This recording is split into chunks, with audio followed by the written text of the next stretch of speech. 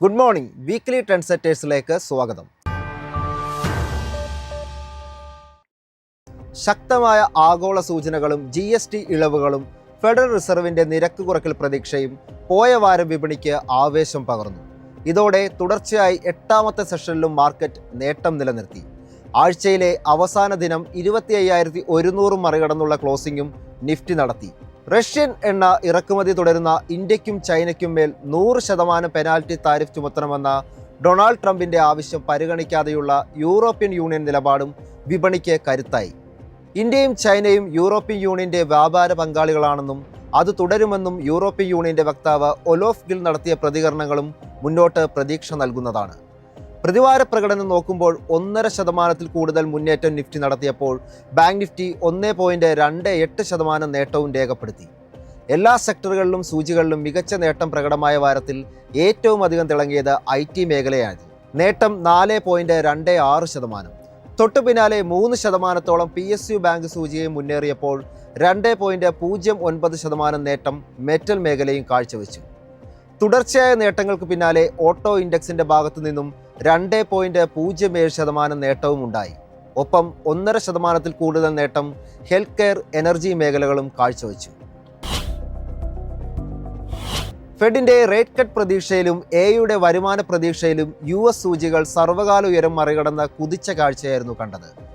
Oracle ഓഹരികളുടെ കുതിപ്പ് CEO ആയ Larry എറിസനെ ബ്ലൂംബർഗിന്റെ ശതകോടീശ്വരന്മാരുടെ പട്ടികയിൽ ഇലോൺ മസ്കിനെ പിന്തള്ളി ഒന്നാമതെത്തിച്ചു. PPI ഡാറ്റയിൽ അപ്രതീക്ഷിത കുറവ് വന്നെങ്കിലും CPIയിൽ ഉണ്ടായ വർധനവ് ചില നിക്ഷേപകർക്കിടയിൽ ആശങ്ക പടർത്തി. പക്ഷേ ലേബർ ഡാറ്റയിൽ ഉണ്ടായ negative trend fed rate cut ചെയ്യണമെന്ന നിക്ഷേപകരുടെ ആവശ്യം ശക്തിപ്പെടുത്തുന്നതിലേക്ക് നയിച്ചു. പ്രതിവാര അടിസ്ഥാനത്തിൽ ഡൗ ജോൺസ് 0.95% നേട്ടത്തിൽ അവസാനിച്ചു. നാസ്ഡാക്ക് 100 1.86% മുന്നേറ്റം നടത്തിയപ്പോൾ S&P 500 സൂചിക 1.59% മുന്നേറ്റവും നടത്തി. അടുത്ത ആഴ്ചയിലേക്ക് വരുമ്പോൾ സെപ്റ്റംബർ 16 തുടങ്ങുന്ന FOMC യോഗം തന്നെയായിരിക്കും വിപണിയുടെ ഗതിയെ നിർണ്ണയിക്കുക. ഒപ്പം അന്ന് തന്നെ റീറ്റെയിൽ, കോർ റീറ്റെയിൽ സെയിൽസ് എന്നീ കണക്കുകളും വരും. കൂടാതെ വ്യാവസായിക ഉൽപ്പാദന ഡാറ്റ കൂടി വരുന്നതോടെ താരിഫ് നിലവിൽ വന്നതിന് ശേഷമുള്ള അമേരിക്കൻ സമ്പദ് വ്യവസ്ഥയുടെ പ്രകടനം വിലയിരുത്താൻ ഈ ഡാറ്റ നിക്ഷേപകരെ സഹായിക്കും. ആഗോള വിപണികൾ ഏറ്റവും അധികം ഉറ്റുനോക്കുന്ന ദിവസമാണ് സെപ്റ്റംബർ 17. FOMC യോഗ തീരുമാനങ്ങൾ അന്നറിയാം.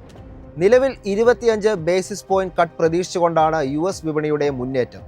92% ആളുകൾ ഈ പ്രതീക്ഷകൾ നിലനിർത്തുമ്പോൾ 8% നിരീക്ഷകർ ഒരു 50 ബേസിസ് പോയിന്റിന്റെ ജംബോ റേറ്റ് കട്ടും പ്രതീക്ഷിക്കുന്നു. ഈ പ്രതീക്ഷകൾക്ക് എന്തെങ്കിലും തരത്തിലുള്ള തിരിച്ചടി ഉണ്ടായാൽ US സൂചികയിൽ ഒരു മാസീവ് സെൽ ഓഫിന്റെ സാധ്യതയും തള്ളിക്കളയാനാകില്ല. തുടർന്ന് സെപ്റ്റംബർ 18 വരുമ്പോൾ ഇനിഷ്യൽ ജോബ്ലെസ് ക്ലെയിം ഡാറ്റകൾ എത്തും. കഴിഞ്ഞ ആഴ്ചയിലുണ്ടായ അപ്രതീക്ഷിത വർധനവ് ഈ ആഴ്ചയിലും തുടരുകയാണെങ്കിൽ ലേബർ മാർക്കറ്റിനെ സംബന്ധിച്ച ആശങ്കകൾ ശക്തിപ്പെടും.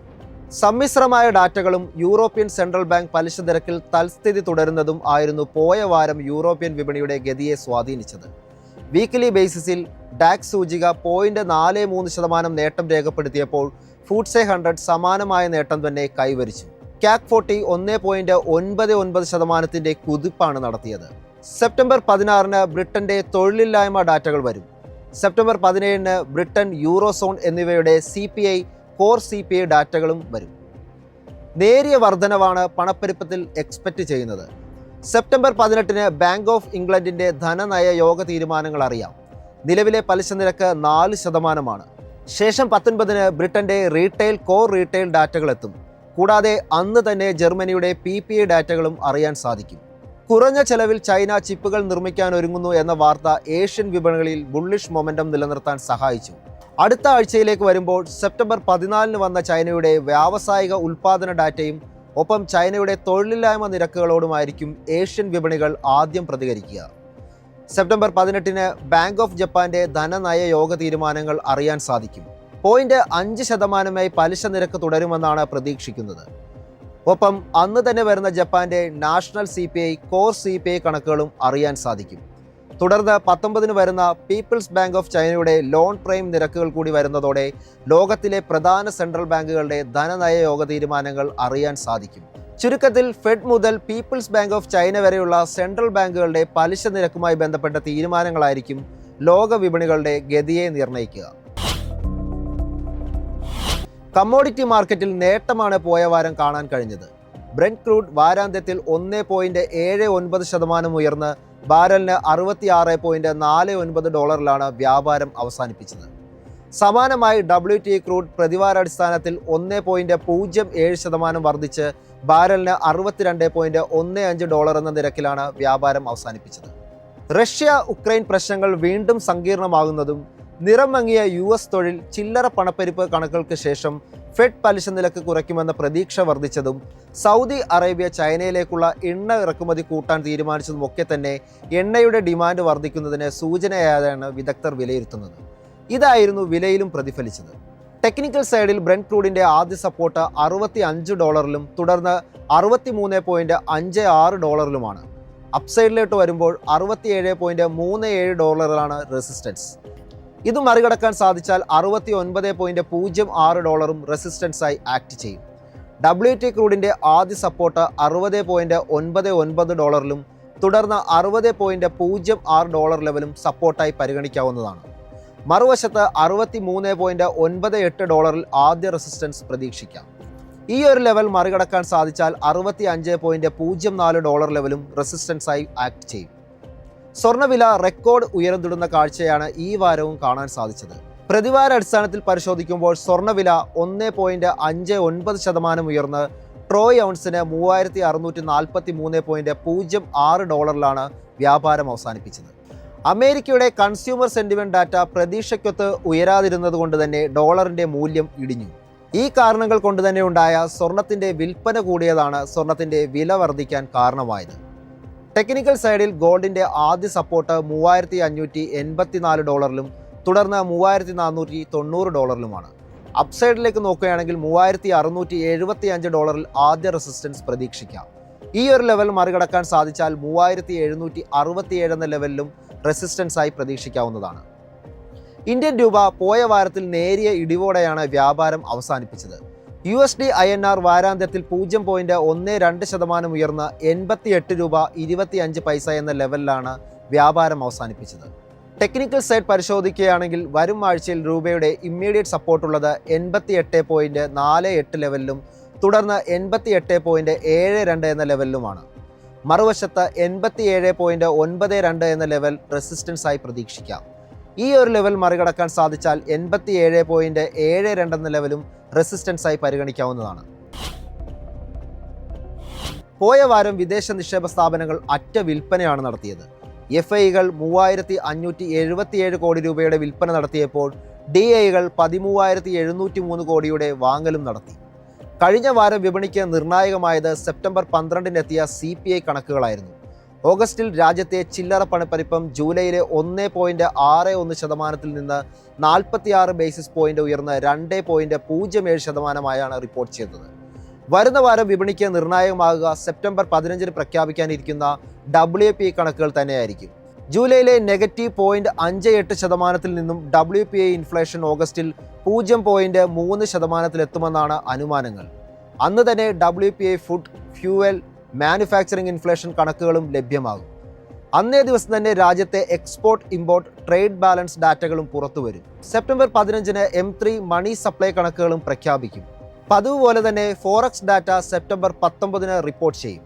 സെപ്റ്റംബർ 5-ന് അവസാനിച്ച ആഴ്ചയിലെ ഇന്ത്യയുടെ വിദേശ നാണ്യ കരുതൽ ശേഖരം $4.03 ബില്യൺ ഉയർന്ന $698.2 ബില്യൺ IPO മാർക്കറ്റിലോട്ട് വന്നാൽ സെപ്റ്റംബർ 17-ന് ശ്രീനഗർ ഹൗസ് ഓഫ് മംഗൾസൂത്ര ഓഹരികൾ ലിസ്റ്റ് ചെയ്യും. 2009-ൽ സ്ഥാപിതമായ കമ്പനി മംഗൾസൂത്ര നിർമ്മിക്കുന്നതിലാണ് പ്രധാനമായും ശ്രദ്ധ കേന്ദ്രീകരിക്കുന്നത്. ഇഷ്യൂയിലൂടെ 400.95 കോടി രൂപയാണ് കമ്പനി സമാഹരിച്ചത്. വരുന്ന വാരം ദേവ് ആക്സിലേറ്റർ ഓഹരികളും ലിസ്റ്റ് ചെയ്യും. 2017-ൽ സ്ഥാപിതമായ കമ്പനി കോവർക്കിംഗ് സ്പേസ് മേഖലയിലാണ് ശ്രദ്ധ കേന്ദ്രീകരിച്ചിരിക്കുന്നത്. ഇഷ്യൂയിലൂടെ 143.35 കോടി രൂപയാണ് കമ്പനി സമാഹരിച്ചത്. സെപ്റ്റംബർ 17-നാണ് ദേവ് ആക്സിലേറ്റർ ഓഹരികൾ ലിസ്റ്റ് ചെയ്യുന്നത്. IPO മാർക്കറ്റിൽ വരുന്ന വാരം ഏറെ ശ്രദ്ധയാകർഷിക്കുന്നത് അർബൻ കമ്പനി ഓഹരികളുടെ ലിസ്റ്റിംഗ് ആണ്. 2014-ൽ സ്ഥാപിതമായ company home and beauty services മേഖലയിലാണ് ശ്രദ്ധ കേന്ദ്രീകരിക്കുന്നത്. ഇഷ്യൂയിലൂടെ 1900 കോടി രൂപയാണ് കമ്പനി സമാഹരിച്ചത്. സെപ്റ്റംബർ 17-നാണ് ഓഹരികൾ ലിസ്റ്റ് ചെയ്യുന്നത്. വരുന്ന വാരം IPOയുമായി എത്തുന്ന പ്രധാനപ്പെട്ട ഒരു കമ്പനി യൂറോ പ്രതീക് സെയിൽസ് ആണ്. 2010 സ്ഥാപിതമായ കമ്പനി ഡെക്കറേറ്റീവ് വാൾ പാനൽ, ലാമിനേറ്റ്സ് എന്നിവയുടെ വിതരണവും മാർക്കറ്റിംഗിലുമാണ് ശ്രദ്ധ കേന്ദ്രീകരിച്ചിരിക്കുന്നത്.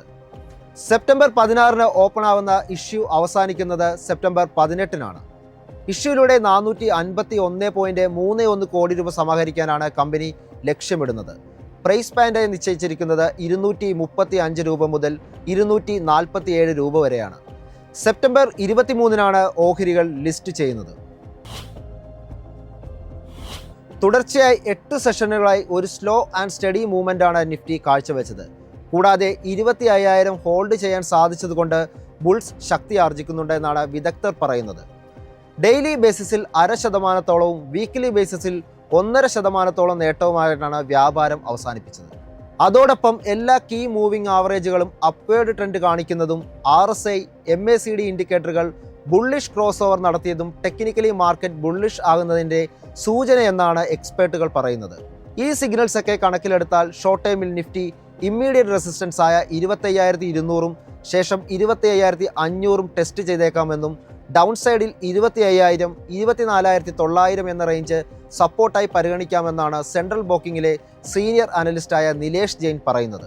ഹയർ ലെവലുകളിൽ പ്രോഫിറ്റ് ബുക്കിങ്ങിന്റെ സാധ്യത തള്ളിക്കളയാനാകില്ലെന്നും ഒപ്പം ഒരു buy on dip strategy consider ചെയ്യാമെന്നും അദ്ദേഹം കൂട്ടിച്ചേർത്തു. SBI സെക്യൂരിറ്റീസിലെ അനലിസ്റ്റുകൾ പറയുന്നത് നിഫ്റ്റി ഒരു സിമെട്രിക്കൽ ട്രയാങ്കിൾ പാറ്റേണിന്റെ ബ്രേക്ക്ഔട്ടിലാണ് എന്നാണ്. മൊമെന്റം ഇൻഡിക്കേറ്ററുകൾ പോസിറ്റീവ് ആയതുകൊണ്ടും ഈ ബ്രേക്ക്ഔട്ട് സാധ്യതകൾ കണക്കിലെടുക്കുമ്പോൾ ഓവറോൾ ഒരു ബുള്ളിഷ് സെറ്റപ്പാണ് ഫോം ആകുന്നത്. ഇവിടെ 25,150, 25,200 ഇമ്മീഡിയറ്റ് റെസിസ്റ്റൻസ് ആയിരിക്കുമെന്നും ഡൗൺ സൈഡിൽ 24,950, 24,900 സപ്പോർട്ടായി പരിഗണിക്കാമെന്നും അവർ പറഞ്ഞു വെക്കുന്നു. ഇനി ബാങ്ക് നിഫ്റ്റിയുടെ കേസിൽ നിഫ്റ്റിക്ക് സമാനമായി തന്നെയുള്ള പോസിറ്റീവ് ബയാസ് ആണ് കാണാൻ സാധിക്കുന്നത്. ഡെയിലി ബേസിസിൽ നേരിയ 0.2% നേട്ടവും വീക്കിലി ബേസിസിൽ 1.3% നേട്ടത്തോടെയുമാണ് ക്ലോസ് ചെയ്തത്.